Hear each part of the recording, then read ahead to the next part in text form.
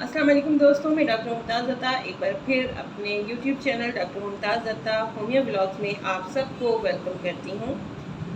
आज हम जिस मौजू पर बात करने जा रहे हैं वो इस लिहाज से बहुत कॉमन हम कह सकते हैं कि हमारे घर में तकरीबन कोई ना कोई शख्स इस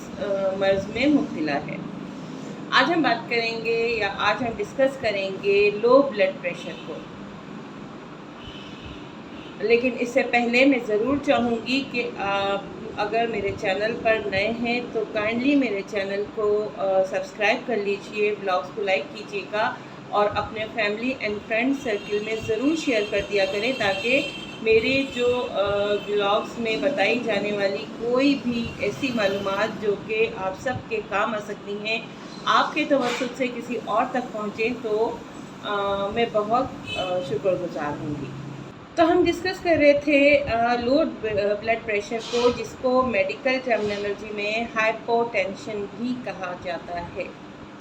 अगर दौरान खून, जैसा कि हम सब जानते हैं कि दो तरह के होते हैं, सिस्टोलिक एंड डायस्टोलिक। तो अगर ऊपर का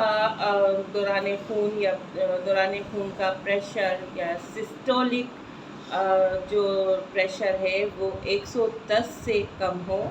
और डायस्टोलिक या नीचे का जो प्रेशर है वो 70 से कम हो जाए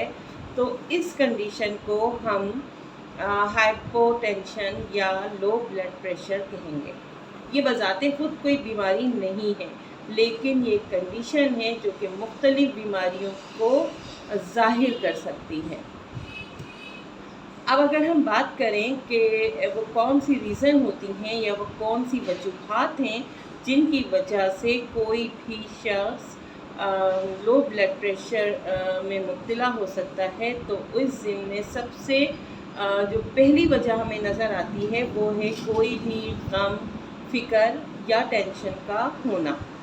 इसी तरह अगर किसी भी लिहाज से ब्लीडिंग बहुत ज़्यादा हो रही हो तो भी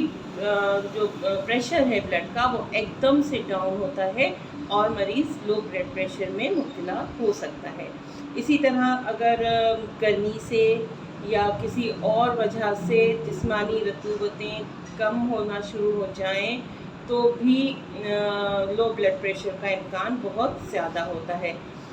इसके अलावा अगर मरीज़ किसी लंबी बीमारी में मुब्तला रहा हो, यानी उसका इलाज कंटिन्यू चल रहा हो और वो किसी ऐसी बीमारी में मुब्तला हो जिसका ड्यूरेशन 2 से 3 मंथ हो चुका हो, तो भी लो ब्लड प्रेशर का हो जाना मामूल का एक सिम्टम्स होता है। अगर हम ख़वातीन के हवाले से बात करें तो ख़वातीन में अगर पीरियड्स का ड्यूरेशन थोड़ा ज़्यादा हो जाए या अगर वो हैवी ब्लीडिंग का शिकार हो तो भी लो ब्लड प्रेशर हो जाना एक फितरी अमल है। इसके अलावा अगर बर्न केस हो, मीन्स के कोई मरीज़ जल जाए और इस हद तक जल जाए कि उसके जो बॉडी के फ्लूइड्स हैं वो भी मुतासिर हो जाए तो भी उसका बीपी लो रह सकता है। इसी तरह अगर खून में कोई पॉइज़न हो जाए, इन्फेक्शन हो जाए तो भी मरीज़ लो ब्लड प्रेशर का शिकार हो सकता है। इसके अलावा एक और रीज़न,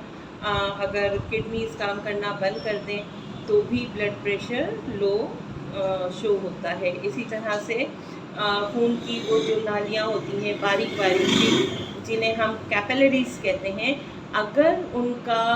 जो डायामीटर है वो चौड़ा हो जाए यानी वो फैल जाए तो भी मरीज़ का ब्लड प्रेशर कम हो सकता है। अब आ जाते हैं लो ब्लड प्रेशर के साइन एंड सिम्टम्स की तरफ कि वो कौन से सिम्टम्स हैं जिनकी बुनियाद पर हम डिसाइड कर सकते हैं कि मरीज़ हमारा लो ब्लड प्रेशर का शिकार हो चुका है। तो सबसे पहले तो अगर बहुत ज़्यादा बीपी लो हो जाएगा तो मरीज़ पर बेहोशी तारी हो सकती है। इसी तरह से मरीज़ हमें देखने में पेल नज़र आएगा और उसका कलर बहुत ज़्यादा फीका या पीला पड़ चुका होगा। इसी तरह अगर हम उसका हाथ या पाँव का मायना करेंगे तो हाथ और पाँव उसके ठंडे पड़े हुए होंगे और ये भी एक निशानी है बीपी के कम हो जाने की वजह से। मरीज़ बहुत ज़्यादा अपने अंदर कमज़ोरी महसूस करेगा, सर दर्द की शिकायत करेगा, उसे मतली और क़े भी हो सकती है। और अगर हम उससे पूछेंगे कि उसको पसीने आ रहे हैं तो वो कहेगा कि मुझे बहुत ज़्यादा ٹھنڈے پسینے آ رہے ہیں۔ اگر ہم بات کریں سانس کی رفتار کی تو سانس تیزی سے چلتی ہے اور مریض پلپیٹیشن کی شکایت بھی کرتا ہے کہ اس کا دل بہت تیزی کے ساتھ دھڑک رہا ہے۔ اسی طرح سے وہ بہت زیادہ چکر آنے کی شکایت بھی کرے گا، اور یہ سب بہت زیادہ خطرناک صورتحال ظاہر کرتی ہیں کہ مریض کا بی پی بہت تیزی سے ڈاؤن ہو رہا ہے اور اس ضمن میں اس کو طبی امداد کی ضرورت ہے۔ اب اگر ہم طریقہ علاج کی طرف آئیں تو ایلوپیتھک اور ہومیوپیتھک دونوں طریقہ علاج اس ضمن میں فوری اپنا کردار ادا کر سکتے ہیں، لیکن چونکہ میں یہاں بات کروں گی ہومیوپیتھک طریقہ علاج کی، تو بہت بیسٹ ریمیڈی ہمارے پاس اس ضمن میں لو بلڈ پریشر کے لیے موجود ہیں، جن میں سب سے پہلے اگر اچانک مریض لو بلڈ پریشر کا شکار ہوا ہو تو ہم ایکونائٹ کی طرف جا سکتے ہیں۔ اس کے علاوہ کیکٹس ویسکم البم کا اگر ہم مطالعہ کریں تو ہمیں بہت زیادہ مفید معلومات حاصل ہو سکتی ہیں، اور ان کی روشنی میں ہم بہت اچھا علاج کر سکتے ہیں لو بلڈ پریشر کے مریضوں کا۔ اگر ہم دیکھ رہے ہیں کہ رطوبات زندگی مینس کہ بہت زیادہ بلڈ ضائع ہونے کی وجہ سے، یا اگر ڈی ہائیڈریشن کی طرف مریض چلا گیا ہے موشن الٹیوں کی وجہ سے، اور اس کی وجہ سے اگر وہ لو بی پی کا شکار ہوا ہے، تو ہمارے پاس بہت ہی بیسٹ ریمیڈی ہے چائنا، جو کہ فوری ریلیف دیتی ہے لو بلڈ پریشر کے مریضوں کو۔ اسی طرح سے کیمفر ہے، کاربوویج ہے، جو ایز پر سمٹمز ہم یوز کرا سکتے ہیں۔ لائکوپوڈیم بہت ہی بیسٹ ریمیڈی ہمارے پاس اس سلسلے میں بھی موجود ہے، اگر ہم اس کا صحیح سے مطالعہ کریں تو ایز پر سمٹمز بہت تیزی سے افاقہ دے سکتی ہے وہ لو بلڈ پریشر کے مریضوں کو۔ اسی طرح جلسیمین بہت ہی اچھی ریمیڈی ہے۔ یہ سب ریمیڈیز ہمیں 30 پوٹینسی میں یوز کرانی ہوں گی، اور ایز پر سمٹمز دینے سے ہمیں بہت اچھے اس سے ریزلٹس حاصل ہو سکتے ہیں۔ اس کے ساتھ ساتھ اگر فوری طور پہ ہم مریض کو شکر اور نمک کا پانی ملا کر بھی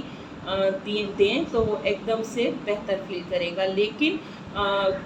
یہ شکر اور نمک کا پانی دینے سے پہلے ہمیں اس کا بی پی ضرور چیک کر لینا چاہیے، اور صرف ظاہری علامات کو مد نظر نہیں رکھنا چاہیے۔ اگر ہم دیکھ رہے ہیں کہ مریض لو بی پی کا شکار ہے تو ہمیں اس کا فوری طور پہ پہلے بلڈ پریشر چیک کرنا چاہیے، اور اس کے بعد اپنی علاج کی طرف دیکھنا چاہیے۔ اس طرح سے اگر میں کوئی یہ آپ کو بتاؤں کہ بہت سی ایسی چیزیں ہیں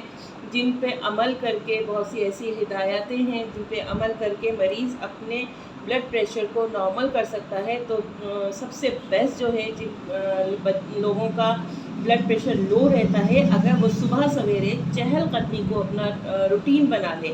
ہلکی پھلکی چہل قدمی اور تازہ آکسیجن کی فراہمی سے وہ اس مسئلے پر بہت اچھی طرح قابو پا سکتے ہیں۔ اس کے علاوہ تھوڑی تھوڑی دیر کے بعد وہ کوئی جوسز لیتے رہیں، اور